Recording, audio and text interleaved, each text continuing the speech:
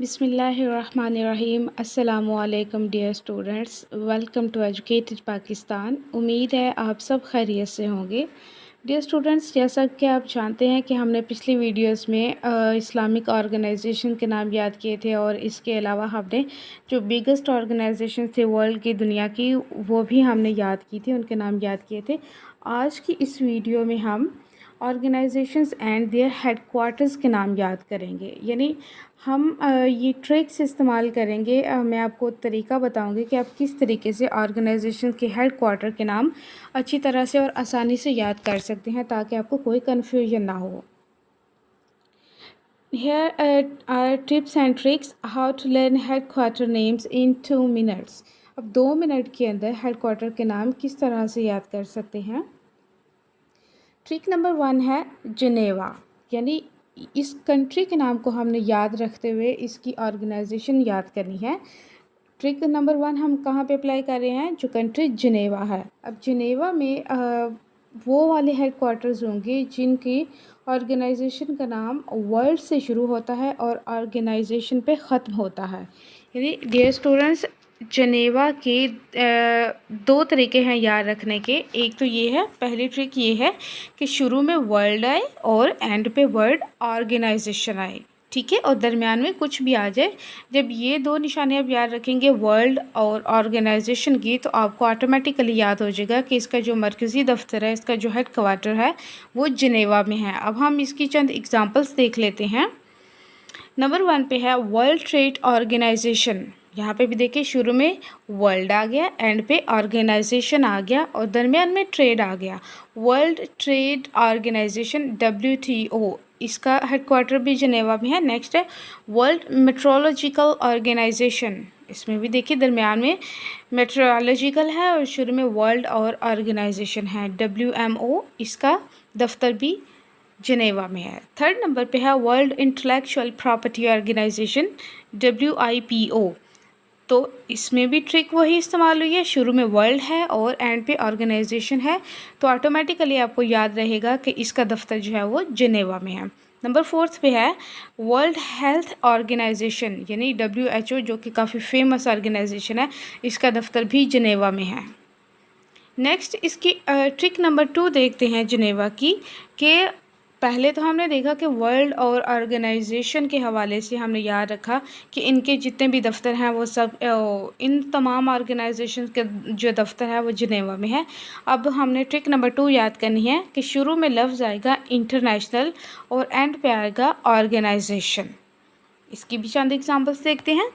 International labour organisation, देखिए शुरू में इंटरनेशनल आ गया और एंड पे ऑर्गेनाइजेशन आया और दरमियान में लेबर आया, तो इसका दफ्तर भी जिनेवा में है। इंटरनेशनल स्टैंडर्ड ऑर्गेनाइजेशन, फिर इंटरनेशनल है, ऑर्गेनाइजेशन है और दरमियान में स्टैंडर्ड है, तो इसका दफ्तर भी जिनेवा में हुआ। इंटरनेशनल रेड क्रॉस ऑर्गेनाइजेशन, और यानी इसका दूसरा नाम भी है international committee of the red cross, इसका दफ्तर भी जिनेवा में है। क्योंकि ये दो नाम इसलिए स्टूडेंट लिखे हैं ताकि आपको याद रहे, या आप ये नहीं कहें कि इसके एंड पे तो रेड क्रॉस आ रहा है तो इसका दफ्तर कैसे जिनेवा में है।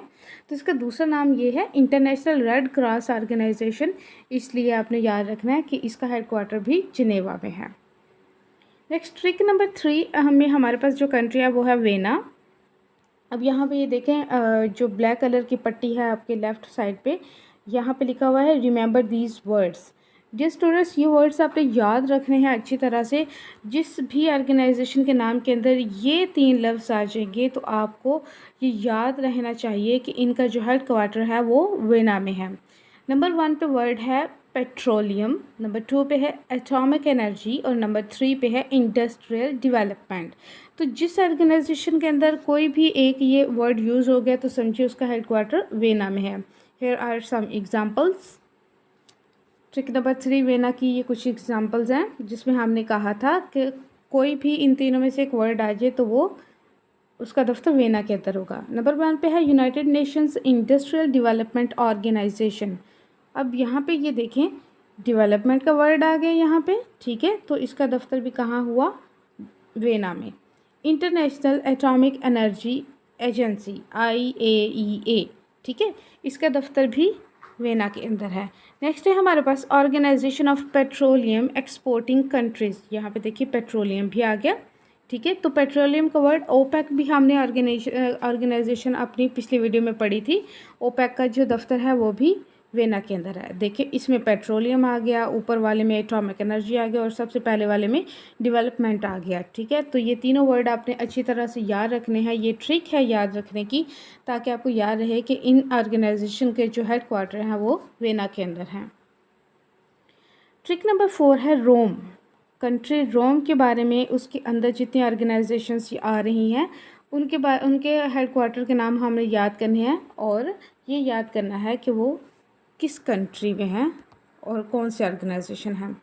ट्रिक इसकी ये बताई जा रही है, food is always loved in Rome. एक सेंटेंस मैंने आपके लिए लिखा है ताकि आप लोग अच्छी तरह से याद करें। इस सेंटेंस को माइंड में रखते हुए, food is always loved in Rome, कि रोम के अंदर फूड को बहुत पसंद किया जाता है। Remember food. अब इस सेंटेंस के अंदर जो मेन वर्ड है वो फूड का है, यानी खुराक का है, खाने का है। तो आपने इस लफ्ज़ को अच्छी तरह याद कर लेना है। जिस ऑर्गेनाइजेशन के अंदर भी फूड का वर्ड इस्तेमाल होगा उसका हेड क्वार्टर रोम के अंदर होगा। इसकी भी एग्जांपल हैं आपके पास, Food and Agriculture Organization. Sorry students, ये इसके ऊपर टू जो है एग्रीकल्चर के ऊपर जो ब्लैक कलर में टू लिखा है वो बाय मिस्टेक लिखा गया है। इसका यहाँ पे कोई ताल्लुक़ नहीं है, कोई लिंक नहीं है यहाँ पे। फूड एंड एग्रीकल्चर ऑर्गेनाइजेशन और दूसरे ऑर्गेनाइजेशन का नाम है वर्ल्ड फूड प्रोग्राम। यहाँ पे देखें कि दोनों के अंदर जो लफ्ज़ फूड है वो इस्तेमाल हुआ है। तो इसको अपने याद रखते हुए, इस ट्रिक को इस्तेमाल करते हुए अपने माइंड में रखना है कि इनका जो हेड क्वार्टर है वो रोम के अंदर है, ठीक है स्टूडेंट्स। ये सारी ट्रिक्स आपको 3-4 बताई हैं, ठीक है, जिनेवा के लिए, वेना के लिए और रोम के लिए। इंशाल्लाह अगली वीडियो में बाकी ऑर्गेनाइजेशन और उनके हेड क्वार्टर के नाम हम याद करेंगे, उनकी ट्रिक्स याद करेंगे कि उनके नाम किस तरह याद रखने हैं। उम्मीद है आपको मेरी ये वीडियो पसंद आई होगी और ये ट्रिक्स पसंद आए होंगे। मिलते हैं नेक्स्ट वीडियो में। Please subscribe my channel educated Pakistan. अल्लाह हाफिज़।